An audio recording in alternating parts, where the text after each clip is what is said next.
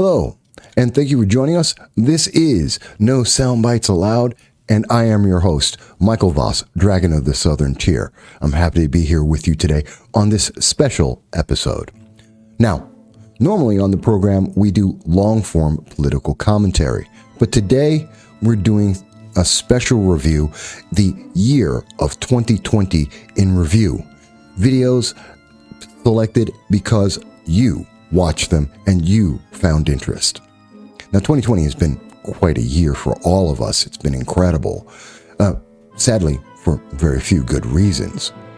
It was a year of lockdowns and fear, death and intimidation, economic collapse and riots and all kinds of confusion. And mixed in there were moments of hope and inspiration, a celebration of our 1000th episode, and, to be fair, more than a few moments of idiocy. And together, we went through it all. Now, before we do our countdown of the 2020 in review, we want to thank you for being our audience, for coming together with us. And not just those in the United States.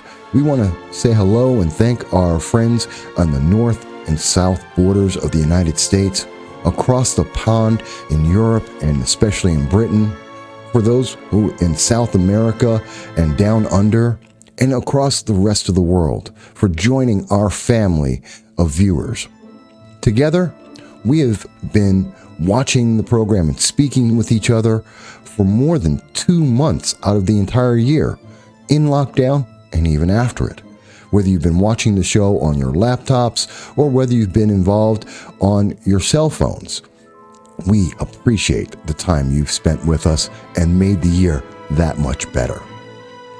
Now, without further ado, I know you've been here and you're here to watch the video, but we want to say in 2021, we're going to strive to make it better.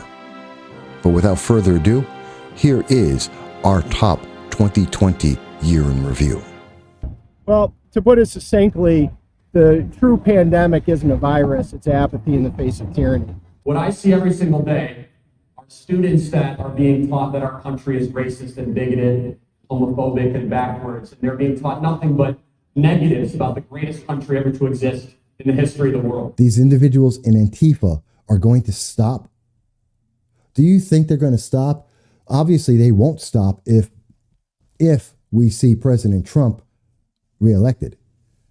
Even Biden has said that, do you really think the violence will stop? But here's the thing.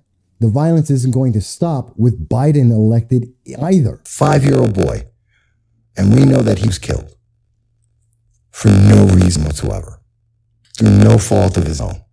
What fault could a 5-year-old have that would cause another individual to walk up and shoot them in the back of the head? There is no excuse for this. There is no way to call this anything but outrageous, insane, depraved. It's sad. And you know what's really sad about that? It took over a week of the news media to being inundated from social media, from the public talking about this, before the major news media a week later to come out and actually cover this. And I'm telling you right now, some of these people, some of these things you may not be aware of, but it's not about you. How are we going to get conservative principles in urban America? That's the overarching theme. That's the reason why socialism looks so attractive, because we have been unavailable to urban America. Are we agreeing here? Yeah. I got 18 seconds. The limits of tyrants are prescribed by those who, the endurance of those who they oppress. As a conservative, the tyrant's job is to oppress you, and your job is to prescribe the limits to their oppression. Simple and plain. My name is Maj Toure. COVID somehow is imagined to be able to identify people who are standing up versus those who are sitting down, someone who has eaten a meal versus someone who has not, someone who has gone to a church versus someone who has gone to Walmart. Now we are saying that COVID doesn't really exist after 10 p.m. or excuse me, COVID is active after 10 p.m., but not before. It makes no sense. The logic is not there. This is not scientific. This is purely the will of Emperor Cuomo. But I'm willing to tell you, as we said before, we'll say it again, even if Joe Biden were to win, the left is still going to go forward. We're still going to see the progressives, the far left, come out and riot anyway, because Joe Biden is capitulating. Kamala Harris is part of their team. There it is.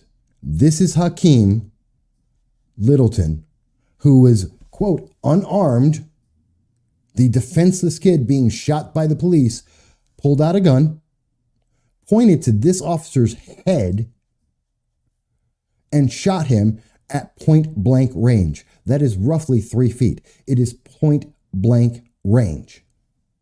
And tried to kill the man in cold blood. Now, he's surrounded by other police. I don't know what he's thinking he's going to do. I don't know why anyone would make that decision, but this is what he did. Okay? And then he gets shot. And the news media, and if you listen to, Detroit Will Breathe, if you listen to the Black Lives Matters, the far left message on this, well, Hakeem was shot in the back because he's running away from trying to kill a police officer at point blank range that had nothing to do with him. He was not involved in the incident at all. And so finally, after trying and swinging and missing for so many months, finally they found one guy, Michael Isikoff, and Yahoo News was willing to, throw caution to the wind and just put out this completely false story.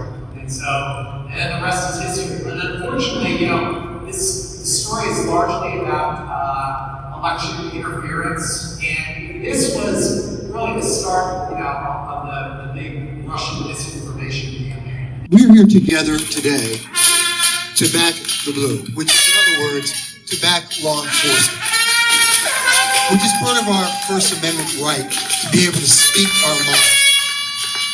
Now, there are some people who disagree with that. There are some people who believe you shouldn't be able to speak out, that you shouldn't have your voice heard. I disagree with that. And they will not stop us. They cannot silence our voices. And as much as they would like to, we're going to keep going. Because that's our right by the Constitution, which they may not have read, but that's okay. Now, this is not supposed to be a political event. Some people would like it to be such. What this is a celebration of our law enforcement. Here in the city of Binghamton, as well as across the nation, we see that our law enforcement every day do a wonderful job of protecting all of us, them as well as us, to make sure that we're all safe, that we all live together in a society, and that our community grows and is strong. And as I was saying just a few moments ago to the media, that is one of the things we should always celebrate. We shouldn't need a special moment like this, but let's take the opportunity to do this while we can. Please, why don't you go on up? Go on up. Bring your First Amendment right forward. And stand there. And please, while you're here, listen. You may learn something. So counting it down. Get back. All right. 1, 2, 3, 4. 4 seconds. 4 seconds.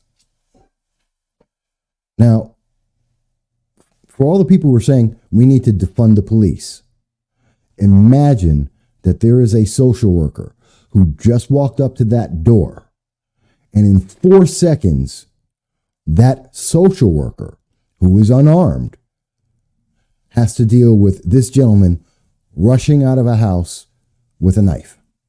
Venezuela, a country that became socialist, and in becoming socialist, went from one of the richest countries in all of South America to the poorest, where their people are running away from the country because they are starving to death and they are being shot by their socialist government. Hello. And Goya is going out there and feeding the people. This is what they are protesting. They are protesting against, I'm just running through. This is their press releases, and this is going back years and years and years. Goya Foods observes Holy Week because Hispanics tend to be very religious and very conservative. What a shocking announcement. This is not new news. Let's think about this for a second. What's going on with Black Lives Matters right now?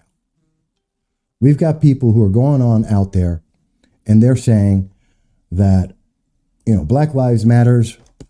And we're going to go into the streets. We're going to block traffic in highways.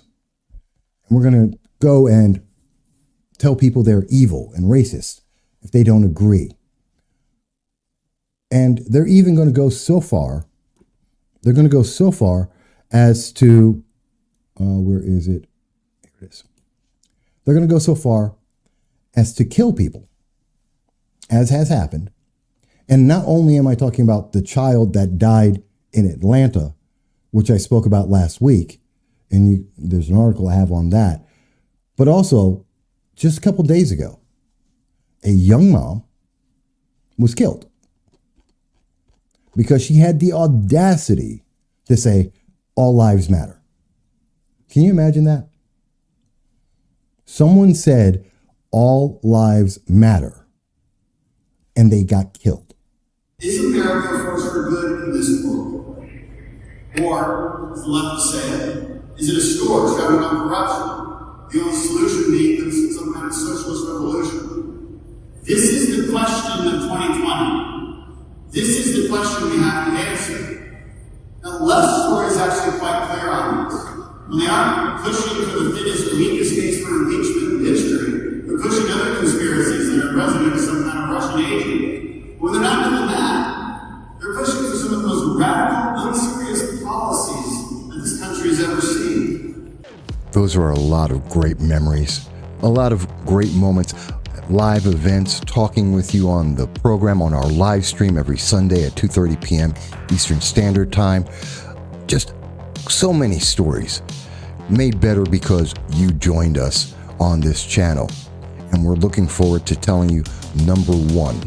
But please remember, if you've enjoyed the videos, if you enjoyed these moments from 2020, please do subscribe, do like, do share, and of course, always comment, because it helps us to grow, to reach other people, to share this experience we've had together. But without further ado, we want to show you the number one video of 2020, something that was immortalized on the silver screens in movie theaters across the world. You may have already seen it in Borat 2, but here it is, what happened live in February when we didn't know a movie was coming. That's right, our number one video for 2020. In Iowa, a historic State of the Union address, America stronger than ever before.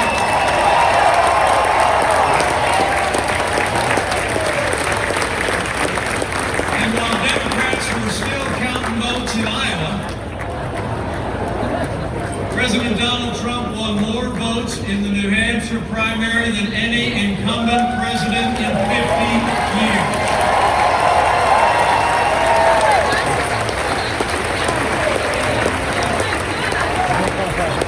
And that's all. Just a few short weeks ago, after 30 years of endless investigation of partisan the United States Senate cleared our president on all charges. Justice was served. Our Constitution